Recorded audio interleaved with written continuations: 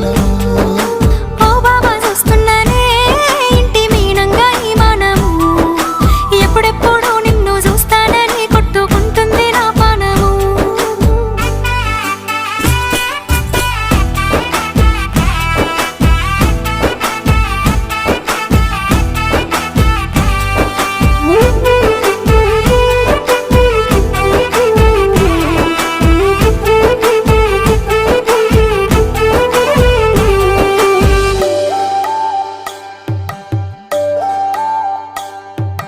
ఇంటినక నువ్వు ఉంటే